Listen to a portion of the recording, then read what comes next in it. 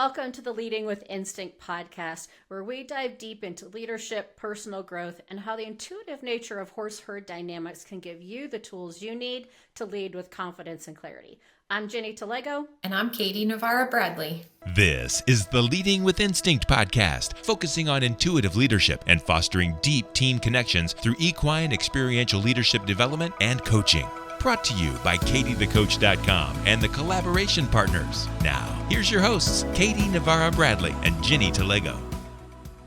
Well, welcome back to the Leading with Instinct podcast. Great to see you, Katie. It's so good to see you too, Ginny. We only get to see each other on screen. We do talk a lot on text, though, so we do. We have that. Well, Katie, before we jump into our conversation today, I wanted to check in, see how you're doing today. I know I've had a lot going on in my world, and you have too, based on our text conversations. And, that's really required for me to practice my presencing, like we talked about with Lissa Pohl last month. And so I'm just wondering, what have you noticed about where your attention is these days? I am always in awe of all that you accomplish with everything you have going on in your world. And you always seem to come in and coach me just when I need it. So I appreciate that. Thank you. Things have been chaotic here too. All good things, what I call first world problems, busy with work, busy with a construction project. But it really does start to get into your head and question, why am I doing these things? And are they the right things to be doing? So I have gone back to our conversation with Lissa and really spent some intentional time with my horses just during feeding time and interacting with them to really tap into all of those senses instead of just my left brain, which seems to be the dominant factor in my life. It's so funny because I totally can relate to that. And, I appreciate you being congruent, Katie, and I know that's important for me as well. And it's something we want to model for our listeners, because we know that being in alignment with ourselves is really important if we're stepping into leadership in any way. So today we're going to dive into a powerful new study from Gallup on leadership and what followers most seek from their leaders. So Gallup asked over 30,000 people in 52 countries one simple question: what do you need most from the leaders who influence your daily life? Now, this is interesting, right? Because what do we hear a lot over and over in all the business magazines and podcasts and books and all these things? And you hear a lot about, leaders need to make sure that they're, providing a clear vision and strategy. We hear a lot about strategy and leaders being able to communicate strategy. And that is really important, without a doubt. And also, surprisingly, the answers in this study weren't about strategy or pay, because that's the other thing that we often hear. This is what people want to hear from their leaders is, something about money. It came down to 4 deeply human needs, are the things that were identified: hope, trust, compassion, and stability. And so here's the catch on this. When leaders ignore these needs, costs show up in disengagement of their people, turnover, and lost productivity, all things that negatively impact the bottom line. But when leaders deliver on these needs, people thrive, and it helps the bottom line, right? So, Katie, as I was reading through this and preparing, the thing about these insights from this Gallup study is they aren't just theory, because it sounds like these things that are sort of out in the universe, right? Hope and trust and compassion and stability.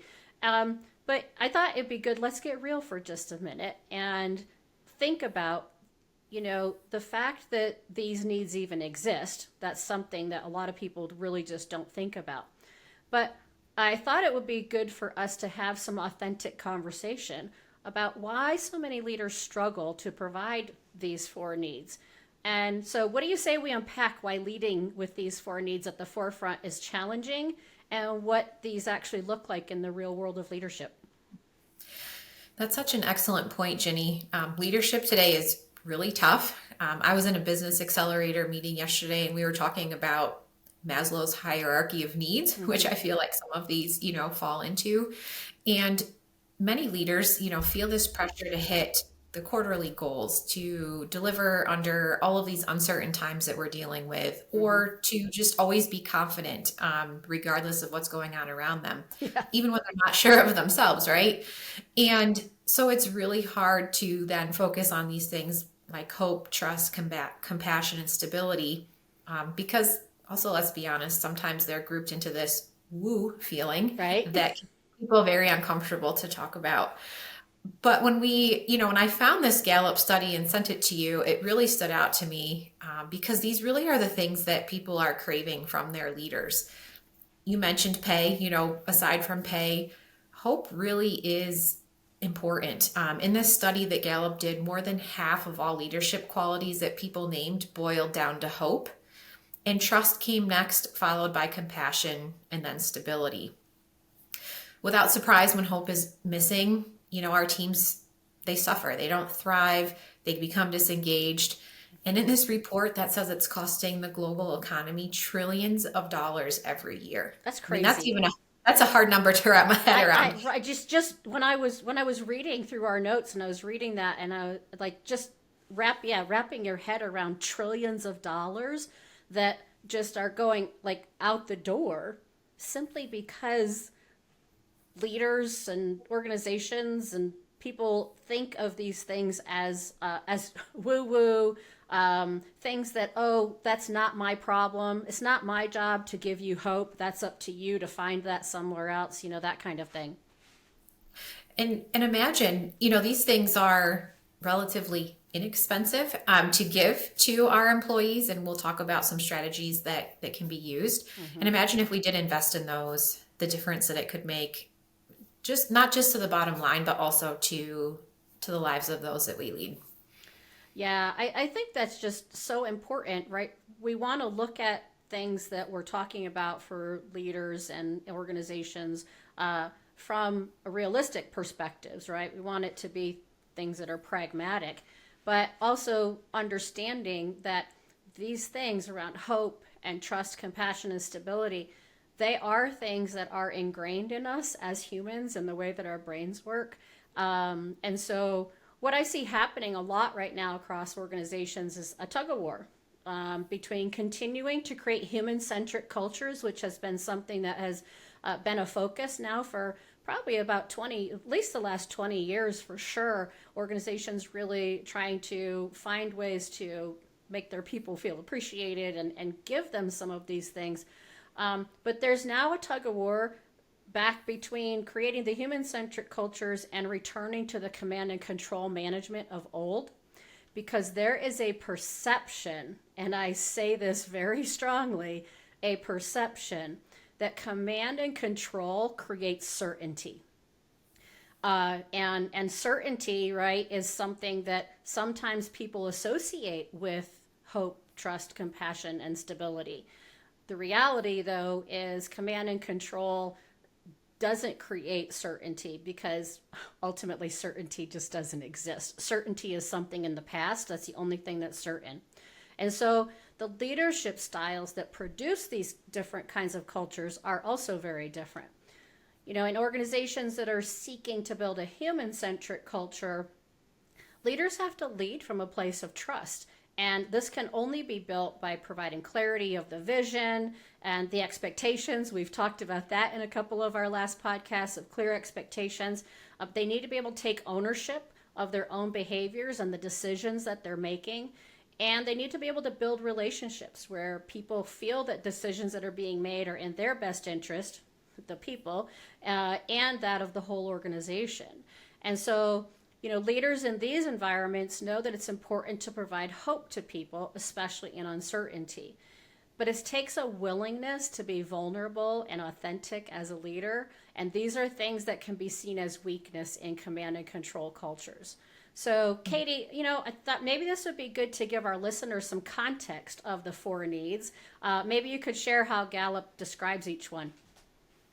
I think the context is important. And before I jump into that, I just also want to go back to your point of giving people autonomy. There is a whole set of literature separate from this report that really talks about when you give people the opportunity to be invested in the decisions, how much that contributes to some of these key things that we're talking about today. So as far as this particular Gallup report goes, they define hope as the need to feel positive about the future and for their leaders to provide clear direction. We've talked a lot about clarity and why that's important with the horses, and it's equally important with our teams as well. They define trust as the need for honesty, respect, and integrity. And they define compassion as the need to feel cared about and listened to. So it's not just about hearing what people are saying, but really getting curious about what's underneath what they're sharing with us in a non-judgmental way. And then finally, the stability is that need for psychological safety and the secure foundations during times of uncertainty. Yeah, thanks, Katie. And I think it's important for leaders to not just know these needs exist for the people that they lead, but what they look like. So giving sort of those descriptions gives us some good context. And I found this statement in the Gallup study to be really powerful. They said, if a leader does not first understand what followers expect and need, their ability to lead successfully is called into question. Ooh, I read this, and of course, everything that Katie and I read, we always filter through the work we do with the horses, and I thought this was such a great piece that related to one of our previous conversations. Are we preparing people for what we expect of them? And so it made me think about what we see all the time in our equine experiential leadership and team development work, right? When clients are experiencing challenges with accomplishing a task with the horse, their initial response is to blame the horse, saying things like, the horse just doesn't want to do this, or something to that effect. Their first thought is rarely about trying to understand what the horse needs from them as a leader to feel safe enough to follow. And so, when we think about this trillions of dollars that are lost every year because we're kind of tossing these things off to the side, I feel like that's a pretty powerful motivator to change. Don't you think so, Katie? Absolutely. I mean, who wouldn't like a piece of that $1 trillion back to their business bottom line? Right. Yeah. As I was spending some time doom scrolling on Facebook and thinking about this podcast, I came across a reel from the archives of a really legendary horse trainer named Les Vogt, who I had the pleasure of meeting about a decade ago and who just passed away recently. But this reel that they shared out of his archives really hit home for me around this whole idea of hope. And his message, I'm going to paraphrase him, so don't hold me to his exact words. But essentially, he shared that when he was training and riding horses, he always focused on the horse's self-esteem. And to me, that also translated into hope. He wanted his horses to think, hey, here comes Les. We're going to have a good time. And me as the horse get to display what I can really do. Every day that he spent time with that horse, he set that horse up to give him a chance so that he could have a reward. And he never finished a training session with it, putting one away frustrated or hating what had happened. Mm-hmm. It was his goal to make that horse feel happy, to be able to pet him and say, hey, I'm looking forward to seeing you tomorrow. He also wanted to polish that self-esteem so that the horse was waiting for him at the gate rather than the far corner of the pasture. And to me, that really summarized creating hope as a leader, modeling this feeling that we are appreciated, we can have, good outcomes together, and that there's room to progress. And I don't want to project human emotions on horses because I know we can do that very easily, but it was this concept of creating this environment where, as the leader, we are making it a positive experience so that when we show up the next day, the person or the horse that we're with wants to be a part of us. I mean, I know we've all been, I guess I should speak for myself. I've been a part of organizations where I avoid certain people because that was not the feeling that I had.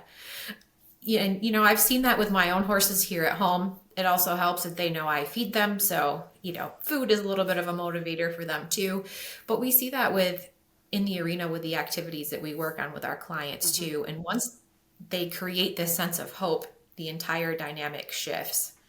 I also think, while we're on this topic of hope, I think it's important to also acknowledge that hope is an emotion and it can be a powerful motivator for our teams, but it is not a strategy or a plan. We can't sit around as leaders and say, oh, we hope we're going to do X, Y, Z, or we hope that these things are going to happen.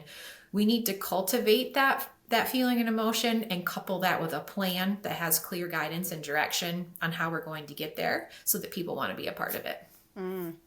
Yeah, I love that. And it's so true, right? What Les Vogt was talking about is really, what's the energy that you are bringing to and leaving the interaction with. And when you're coming into an interaction with the energy of, we're going to have fun, this is going to be great.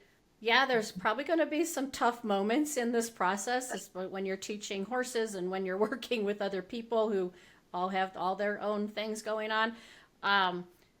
We have the ability to manage our emotions and our energy, which is something that is really big in the work that we do. And so thinking about that, right, Katie, between the two of us, we've worked with thousands of leaders from all over the world. And regardless of where leaders are from, the horses consistently give them the opportunity to shift how they're leading in order to build the kind of trust that's needed to create a willingness by a 1,200-pound horse to follow without anything physically attached for compliance. And that is something that is very interesting for people because we have a perception that we have to have a halter and a lead rope, which are things that go on the horse's head in order to, help provide them with some information. But some people utilize that as a control mechanism. That's command and control, right? And I think one of the most powerful examples of this that I've witnessed over and over again in my leadership workshops with the horses is a leader often thinks they're communicating what they want the horse to do, such as move forward to a specific location in the arena, and then the horse doesn't move. And as I mentioned earlier, the first response from the leader when I ask what's happening, I would say 100% of the time, the response is something to the effect of that the horse just doesn't want to do it. Now, think about this in the parallel to people when we're leading and managing people and how often that thought comes into your head. This person just doesn't want to do their job. They don't want to work. They don't want to be successful, whatever that phrase is. There's a thought process we have that they don't want to do it. And so once we have that belief going on, and especially as a leader, that's going to inform how we respond. And so with the horses and with people, that belief can prompt leaders. Some leaders want to use more force in order to make it happen, and some are reluctant to ask with more clarity. And the reality is that the horses want to do what we ask. And I think this is something that, why Les Vogt was so successful. He understood that. He understood that every day his horses were offering to come into the interaction to do what he wanted. Now, part of that is because he created that environment where they wanted to, right? They saw him and they related it to something positive. But sometimes the horses, they also know when we're not sure of what we're asking and what we want. And so I once had a client who was very command and control oriented. I mean, I've had a lot of people, that come in like that. But this one really stood out for me as I was reflecting to prepare for today. And so with the horse, the client wanted to really hold tightly to the lead rope, which is attached to the halter, and it attaches on the bottom of the horse's face to the halter. And when people feel unsure or they want to make sure they're controlling the horse, they will hold that lead rope very close to the horse's head. And it gives them a sense of certainty, what I talked about earlier. Now, reality, if a 1,200-pound horse wants to go somewhere else, they're going to go somewhere else. So I don't care how tightly you're holding on to that rope. But in this instance, so this is the client was wanting to really hold tight to the rope. And the horse sort of cooperated, but the horse was really clear that the way he was being asked to participate in the execution of the plan was not something that made him feel safe in the interaction. And so when the horse didn't have a halter and lead rope on his head, which is one of the things that we do, is we often take those things off. So now the horse has complete free agency to either come along or not. And when those things weren't on, when the client didn't have that kind of control for compliance, the client struggled to communicate and influence the horse to move in the direction that they wanted. So as a facilitator and coach, right, we had a little bit of conversation about that. I asked the client some powerful questions about what was happening, and but then we talked about what was possible, right? Because oftentimes people come into these experiences with the horses, and especially once we take the halter and lead rope off of the horse and the horse has a free choice of what to do, people will very quickly go into a belief system that this isn't possible. So they lose hope. And so when we talked about what was possible and how that leader could build trust with this horse, the client re-engaged with the horse in a completely different energy, right? So going from there's no way this is going to happen unless I am, in complete control of the situation. Now we move to maybe this can happen. Maybe I am capable of doing this. Maybe I do believe in this horse, that this horse can do this with me. And so the energy shifted and became very clear and confident and not about control and compliance. And so the client reconnected with the horse to build some relationship by going over and scratching him on his shoulder. And then that client looked where he wanted to go and he started walking. And the horse walked with him with no physical attachment between them. Ooh, I get goosebumps just thinking about it. When that client provided not only clear direction, but also was willing to let go of control and then believed that they could get to the goal together, that created a different energy, and the horse realized that he could trust that leader and willingly followed. So, I don't know, Katie, you have any stories? Well, hearing you say that, really reminded me that we need to be open and share with our listeners that we actually practice this ourselves as much as we lead others through this. All the time. And, it reminds me of this struggle I've been having with my own show horse, Leroy. He is a little bit more alert, maybe a little bit more fearful than my other horses. And he was real quiet as a 2 and 3 year old, wasn't afraid of anything, rode around all these obstacle courses. But as a 4 and a 5 year old, some of that natural instinct started to kick in. And especially when he saw a coyote going through a property about a month ago. And after that, he could not ride in my riding arena. And I spent hours hand walking him, doing all of these things on the ground that just wasn't really getting us anywhere. And so I went back to a local trainer who, like Les, really focuses on the relationship piece. Mm-hmm. We went all the way back to the beginning of what you would probably do with a 2 or 3 year old horse that hasn't been ridden. This horse has now been ridden for several years, 2 years worth of training. And we worked on these exact same things, moving him without contact at all. And so it's really powerful to see that switch when the horse actually sees your energy change. Mm-hmm. I went in really wanting to rebuild the relationship with him, so it wasn't a matter of control. Right. But when he finally felt that that's where we were going, all of a sudden we came home and we could ride in our riding arena that we hadn't been able to do in a month. And so I just think it's important for our listeners to understand that we work on this all the time. And I know you've gone out to observe and interact and further your training as well. And, it's just moments like these that remind us that we all need instructions, whether it's a horse or a person. We need to feel that leader in front of us brings that vision and consistency, but most importantly, that we care about what is going on with the other person or horse in our space. And when we do that, everything just shifts for us. That story, Katie, I think it hits the nail right on the head. And what comes to me as you're sharing that story is the fact that you were willing to shift your energy and your thinking about the relationship with Leroy. And you could have very easily continued to, take him into your arena and ignore what he was experiencing, right? You could have chosen to ignore those things and force him and basically through fear, make him go in your arena and quote unquote deal with it. And man, people do this with other people all the time. This happens in leadership and management all the time.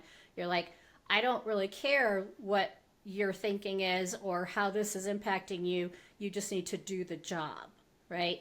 And that breaks trust. And so the fact that you were willing to step back, but you were willing to shift yourself out of this belief that you have to be the boss and you have to be in control of everything and this horse has to just do whatever you tell him to do.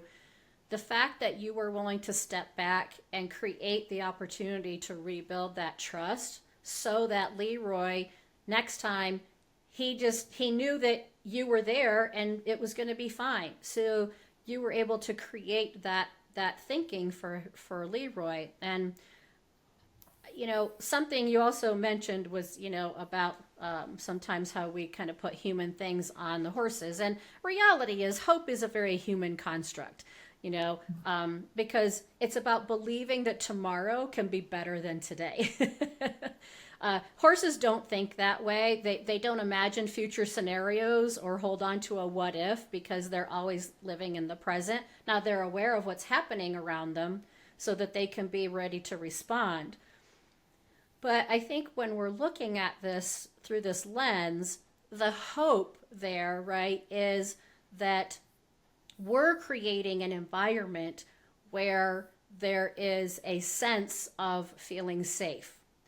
And for horses, when they feel safe and when they feel heard, that you're understanding, like if they notice something off in the distance and you don't pay attention to that, then in their eyes, you're not going to keep them safe. If they look off to the distance and you stop and you look where they're looking and you notice what they notice, now that horse says, okay, I can trust you and I can follow you. And so, I think being able to understand for us as humans, because we have these beautiful brains that allow us to have all kinds of experiences, and also understanding that sometimes our brains can get in the way with these things. This is why I think it's so important that leaders are able to shift their own energy to build hope for their people. And especially when things are uncertain, when there's a coyote going somewhere, right? and people's instincts go, whoa, that's really scary. Being able to be a leader who can provide hope that everything will be okay, I think is what we're seeing out of this study. What do you think on that, Katie? That's a good point, Ginny. I think it can be tied a lot to the dollars and the goals that we have. Mm-hmm.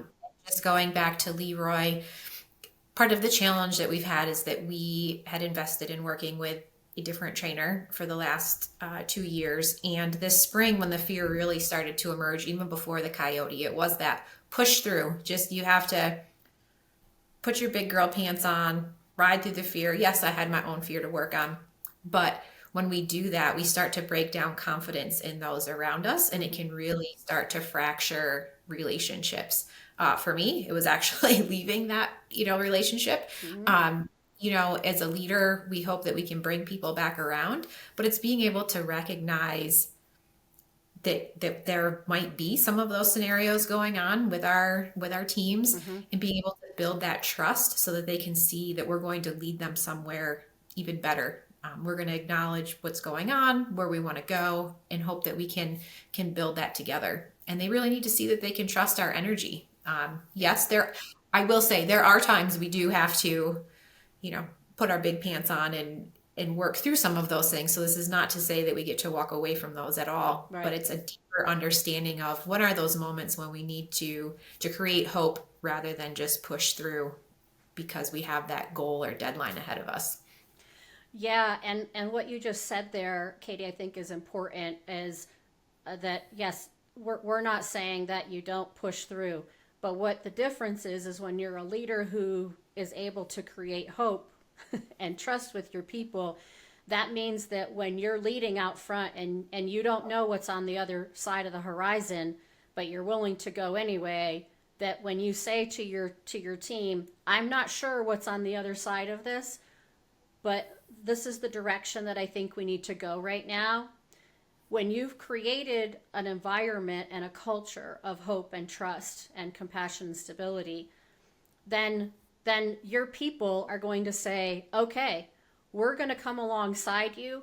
We're also going to pay attention to the other things that are happening around us so that you're not having to feel like you're doing it alone. So this is a two-way thing. And I think that's where we forget that sometimes, that it's not just about that leader being the one who is stepping out and trusting and hoping that people come with them. But it's about the fact that in the herd, we've talked about this a little bit here and there in our podcast, of they share leadership. And to me, when I'm thinking about leaders who are able to create hope and trust and compassion and stability, it comes from a willingness and a desire to have everyone be part of what's happening, and to know that you don't have to do those things alone. And so as we're looking at that, again, this is with the horses. If you don't have that presence of what you were just talking about with the horse saying, can I trust your energy right now? Do you really know where you want to go? Or what? The horse knows that. They know when you're feeling those things in your body, because it, creates all kinds of physical things in your body. But that's where they stop. They hesitate. They might even turn away, right? And so, but that's an opportunity for us to stop and say, what's happening for me right now?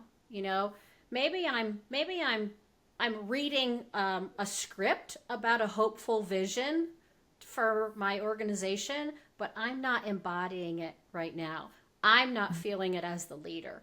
And I think that's where the horses are so powerful, in being able to bring those things to light so that leaders can get in alignment with themselves of what's the message of hope that you want to send to your people right now, and what's the reality of that hope, because we don't want to give people false hope.